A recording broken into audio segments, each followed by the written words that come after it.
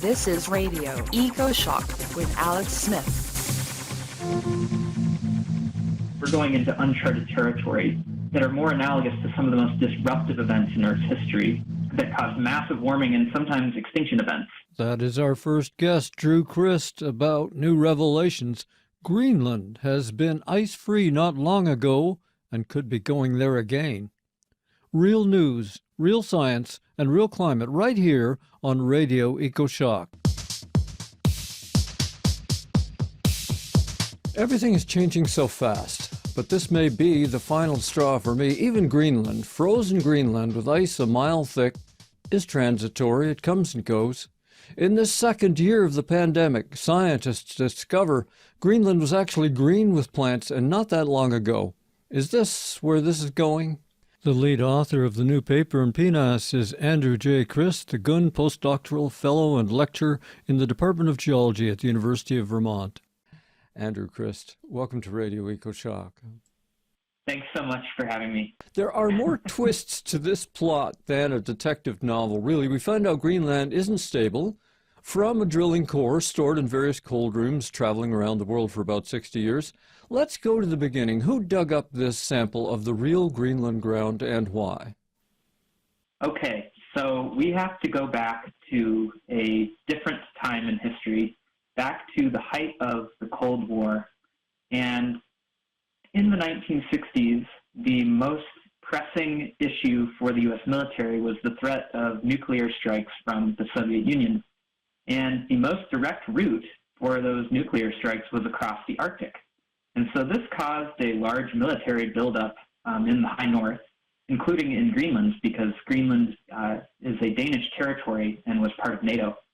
And so in the early 60s and late 50s, the U.S. military had built a radar station in northern Greenland, and then they decided that they wanted to learn more about the Greenland ice sheet and whether or not it was feasible for them to hide nuclear weapons inside the ice sheet.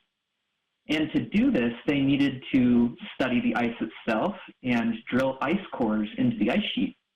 And scientists back in the early 60s, early climate scientists, realized that they could look at ice cores to reconstruct changes in past climate on Earth.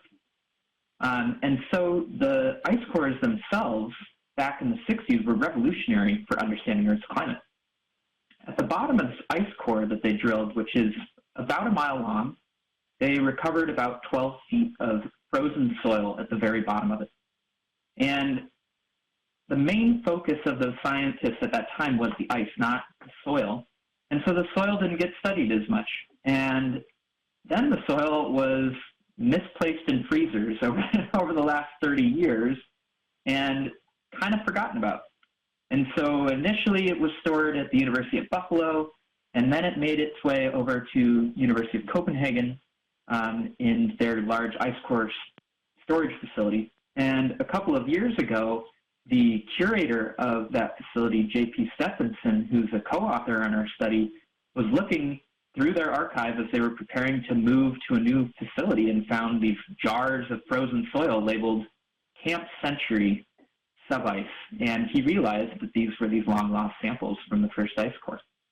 And so that is why how I enter the picture is this, arc of a 60-year story that starts in the fear of nuclear war in the Arctic, and now we're learning about climate change from it. Fantastic. So was there a particular moment when you realized that Greenland ground was exposed to sunlight not that long ago? Yes. So after the core samples had been shipped from Copenhagen to the University of Vermont, we received them frozen in the lab, and we weren't expecting to, we knew this was going to be really important data no matter what, because it's so difficult to actually drill through ice sheets and collect soil underneath them. What we did not expect was when we were pulling apart the soil and processing it in our lab in a sink, my co-author and advisor, Paul Bierman, and I are looking at the rinse water in the sink, and we notice these little black flecks floating around in the water. And Paul jokes around with me. He's like, "Oh, I wonder what that is." Just like, get a pipette and suck it up and then put it under the microscope and see what it is. And then we saw fossil plants. We saw these freeze-dried plants that were from an ancient ecosystem that was on Greenland. And that is the moment that was really exciting as a scientist, because we got to see leftover plant fossils from another time in the geologic past.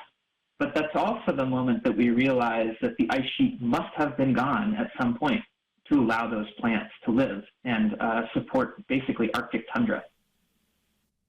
Well, in a 2019 paper, you and your colleague, Paul Bierman, published a paper titled Northwestern Greenland Ice Sheet During the Early Pleistocene Was Similar to Today. Would you modify that now? So that paper that we wrote is part of a, explaining the long-term history of the Greenland ice sheet. And I guess maybe, would it be helpful if we went over a little bit of just the broadest geologic history of Greenland, at least in its ice sheet, and maybe that'll help put it in context. I think so. Please do that. Okay. So Earth's climate over the last 50 million years or so has been descending into colder and colder states. And around 7 million years ago, the climate had cooled enough for glaciers on Greenland to reach the ocean. So if you think of glaciers like you may have seen in Glacier Bay in Alaska, the ones that can calve icebergs off into a fjord, that started to happen in Greenland. Around 2.6 million years ago, those glaciers got big enough to cover the entire island of Greenland and form what we call an ice sheet, which is a continental-sized glacier. So beginning around 2.6 million years ago, that earlier paper we showed demonstrated that the ice sheet had been more or less present and had already significantly eroded the landscape. Now, what our new paper shows is that even though the ice sheet was there most of the time, there were periods of time where climate was warm enough that parts of it disappeared and potentially the whole thing. And so as we, as humans, look towards a potentially much warmer future that could possibly melt the Greenland ice sheet as well as the Antarctic ice sheets, we want to understand what thresholds cause those ice sheets to melt and then raise sea level. Absolutely. And you found Greenland must have experienced, quote, at least 2 ice-free warm periods in the past few million years. How could you know that? Great question. Well, we used several lines of evidence to figure that out. And the most obvious one is that when we pulled apart the core and found the plant fossils, that's just the most easily recognizable difference, because right now that part of Greenland is covered in almost a mile of ice. So that is a massive difference, that thick ice sheet had melted away and allowed a tundra ecosystem to live there. Now, the other thing that we did to figure that out is that we looked at the chemistry of the ice that was holding this soil together. And you can look at different forms of oxygen isotopes in water that tell you about past temperature and past elevation. The current elevation of that part of the Greenland ice sheet is around 1,900 meters. And we found results by looking at the oxygen composition of that ice that the elevation must have been much lower, and the temperatures were a little bit warmer. So that's another line of evidence. The other way that we figured out, importantly, the timing, is that we used a method that involves counting atoms that form when rocks and sediment on Earth's surface are exposed to radiation coming from outer space and through our atmosphere. And by counting those atoms, we can figure out how long ago something was buried beneath an ice sheet, for example. And that method told us that there must have been 2 different times in the past when this area was free of ice and exposed. Once maybe around 3 million years ago, and another time within the last million years. And then the last way that we figured this out was by using a method that determines the last time something was exposed to actual sunlight. And this method is pretty technical, but the way that you can think about it is that when something becomes buried below Earth's surface and it's no longer exposed to light, radiation, background radiation in soil and rocks releases ionizing radiation into crystals, and those crystals fill up with really low levels of radiation. It's nothing dangerous, but it's measurable. And then scientists like my colleague Tammy Rittenauer at Utah State goes into a dark room, like a film photography lab, and slowly exposes those sediments to light. And you can measure how much radiation comes out when you basically bleach a sample with sunlight. And so that method is another way that we can tell how long ago something was buried beneath the Earth's surface. And that's another way that we determined that the really old event was more than 1.4 million years ago, but less than 3 million years ago. That's amazing stuff. How have we extended our senses into measuring light from a million years ago or more? It's just amazing that we can do that. I've been looking at a real map of Greenland as it would be without the ice, and the center of the continent is not land, but a massive body of water. If everything melts, would that be the world's largest lake or a new inland sea or what? So, yes, it is a little bit more complicated than that, because what you are looking at is if we just took the ice away immediately, what would actually happen is that the weight of that ice sheet is actually depressing Earth's crust into the upper part of the mantle. Kind of like a Tempur-Pedic pillow. When you put your head down on a pillow, it depresses the pillow. But if you remove your head from the pillow, it starts to relax and come back to its original shape. So what we would actually have is, for a while, there would be inundation from the ocean into those low elevation parts. But over time, the Earth's crust would actually raise up and it would become above sea level. That same process has been happening in the Hudson Bay of Canada for the last 10,000 years. It is slowly raising up over time as the crust relaxes from that weight of the ice.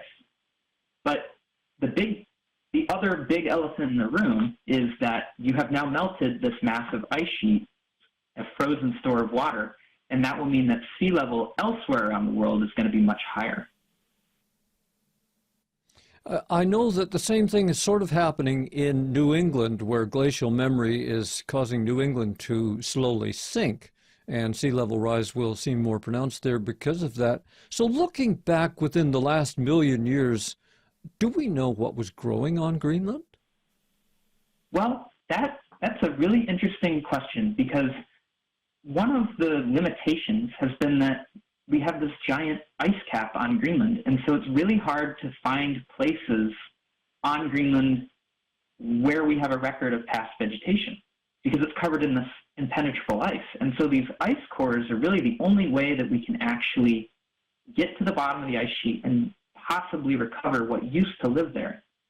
And so about 10 years ago now, over 10 years ago, there was a study from another ice core in southern Greenland called Dye 3.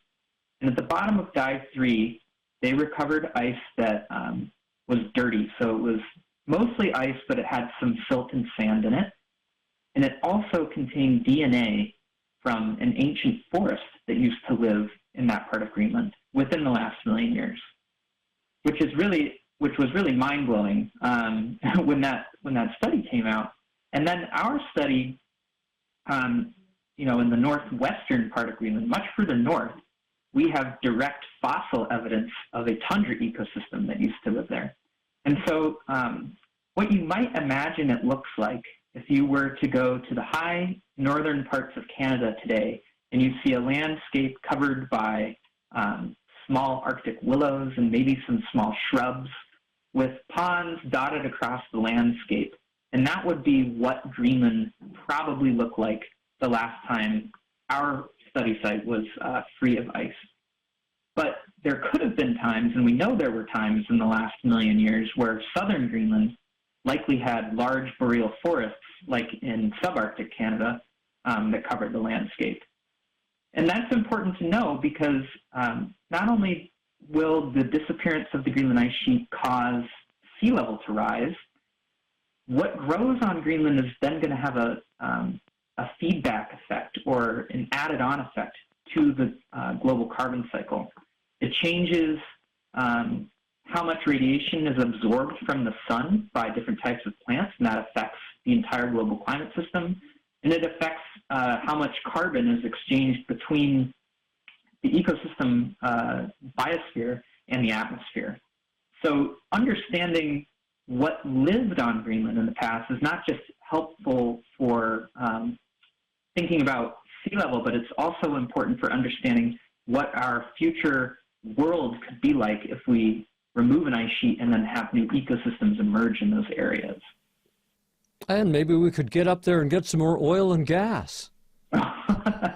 That, I know, it's, that I hope that does not become part of the future, because the other thing about Greenland is that it's an extremely old landmass that has been assembled through many, many different continental collisions through geologic time. And those continental collisions have produced a lot of mineral wealth. And so there is a lot of mining activity that could happen on Greenland, as well as there's some recent studies about mining sand that actually comes from the glaciers themselves, because the glaciers churn up the landscape and produce sand. And behind water, sand is actually one of the most valuable and sought-after materials on the planet, because we use it in everything. For everything that we build involves sand. So it will be interesting to see what happens up there. This is Radio Ecoshock. I'm Alex Smith. Our guest is Drew, and we're talking about the Greenland ice sheet and the fact that it has disappeared within the last million years. And Drew Christ, that is. Why in the new PNAS paper do you say the ice sheet was gone within the last million years? Cannot we match this up with other data and get more specific, say the last warming period 125,000 years ago? Why can't we pinpoint it yet? So that's a great point. We have narrowed it down to within the last million years based on the current data we have. We have new data that we have not published yet, and I can't comment on specifically, but we are able to narrow this down a bit. I mean, to add to this, understanding what happened to ice sheets in the past using geologic history, to me, is like going into a library where a bunch of books have been thrown on the ground and then had all the pages ripped out of them. You can read all those pages and start to tell a story. And if you don't know the page number, you can't put that story in order. And so by each additional study that is done on reconstructing climate in the past, we're able to put a page number on that story. And that helps us tell everything together. So in that way, our study we can use to narrow it down, and then use other research that's been done using similar methods by counting atoms that form in rocks and sediment exposed to radiation from outer space. And that shows the exact same answer of the ice sheet being gone in the last million years, which is really striking, because that study is from the very center of the Greenland ice sheet. And so that to us says that, well, that must mean most of the ice sheet has disappeared. There's also records from sediment that accumulates out in the middle of the deep ocean. And there are many, many different ways that you can reconstruct what climate was like using those archives. You can look at what type of pollen that has been sent airborne and then lands in the ocean. It tells you about what was living on land at that time. And so there is pollen evidence from sediment out in the deep ocean that also shows that there were probably multiple times in the last million years that parts of Greenland were much more green than they are today, and that the ice sheet was possibly smaller. But what our study does that is different than that is that it is actually from the Greenland landmass. It's direct evidence. And so it gives us a firm footing on what that part of Greenland was like in the last million years. And that's really what is the advance that this study provides. If Greenland can shed its ice, and that would rewrite global coastlines and all the maps of the world, do we have any idea how fast this could happen? That's a great question, and that is a really intense area of study for climate modelers. And climate modelers are people who use computer models that are complex series of numerical equations to understand how the ice sheet would respond to different warming scenarios under different levels of greenhouse gas emissions to the atmosphere. And so there's a range of predicted retreats of the Greenland ice sheet. But there's one study from a couple of years ago in the journal Science Advances that showed that if we, as humans, continue to release carbon dioxide into the atmosphere at an uncontrolled rate, that the entire Greenland ice sheet, which contains over 7 meters of sea level rise equivalent, so over 20 feet, could be gone in the next 1,000 years. So I know that you and I will be long gone by the time 1,000 years rolls away. But what is important to think about is the path to that. So in the next 80 years, even like a few feet of sea level rise from Greenland, as well as parts of Antarctica, would be really, really devastating to our coastal regions. And we're already seeing the impact of sea level rise on multiple parts of our society. The most direct example of this is in the low-lying island nations of the South Pacific.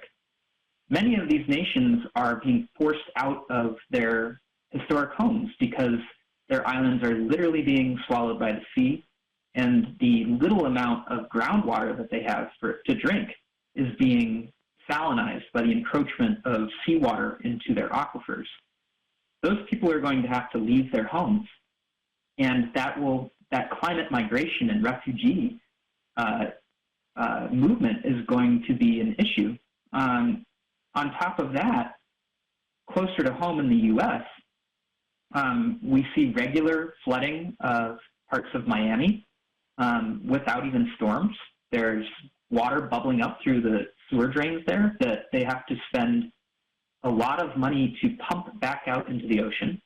We see in coastal storms like large hurricanes that sea level rise has exaggerated the impact of storm surge, like during Hurricane Sandy in 2012 that inundated the southern part of Manhattan.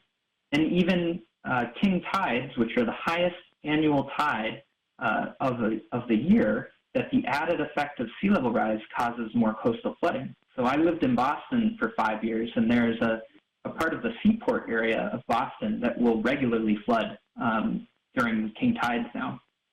And that didn't used to be how it was. And so all of these impacts have large societal costs, economic costs. They will have political implications. And these are things that we need to really pay attention to because the coastline determines so much about where humans live and how we behave and, who we are as a species. So sometime in the last million years, Greenland emerged from its ice cover. Obviously, that was a natural event. It wasn't due to humans burning fossil fuels. Do we know what caused such a massive change? That is a really great question. Kind of what we are thinking caused this in the past is that there were periods of time in the last million years when Earth's climate was warm enough for a long enough period of time to melt away the whole ice sheet. And so one thing that I should explain is the general history of Earth's climate in the last million years. In the last million years, our climate has fluctuated in these 100,000-year cycles that are determined by the shape of Earth's orbit around the sun. And that kind of paces how our climate behaves. And so every 100,000 years or so, our climate shifts into a warmer period of climate where the ice sheets that cover the northern hemisphere mostly melt away and raise sea level. There are periods of time in the last million years where those warm periods, which typically last about 10,000 years, may have been a little bit longer or a little bit warmer than they are right now. And that combination of warm temperatures plus time led to the Greenland ice sheet melting significantly. There's one period of time about 400,000 years ago where we think that large portions of Greenland and possibly parts of Antarctica melted away and raised sea level up to 13 meters higher than present, so that's almost 40 feet. That's one potential candidate for when this happened. So how does that relate to modern climate change? That would be a process that takes thousands of years to melt away the ice sheet. We are looking at a problem where we are melting away potentially these ice sheets in hundreds of years. So that's going to have near-term effects on us and our society, and that's why this is important to understand the natural history versus the human impact. Once this process starts, do you think it's reversible? I don't know. I think that there are some elements of our climate system, particularly not in Antarctica, not Greenland, where retreat of the ice sheet could become irreversible. The Greenland ice sheet is sensitive to atmospheric temperature changes more than the Antarctic ice sheet. The Antarctic ice sheet, specifically West Antarctica, is really sensitive to changes in ocean temperature and the shifts in ocean currents caused by shifts in the atmosphere. And that melting of the underside of the Antarctic ice sheet could actually result in a irreversible retreat of that ice sheet. And that is really the scary implication of climate change for the ice sheets is which ice sheets are going to start melting and will they stop? And so geologists who have worked in Antarctica also are really interested in understanding that record in the past as well. We have had a flurry of scientific papers and press releases about the weakening of the North Atlantic current that keeps New England reasonably warm, and certainly the UK and Northern Europe habitable. It's called AMOC. It may change, and we believe that's because of fresh water coming off Greenland. Does your study have anything to say about that?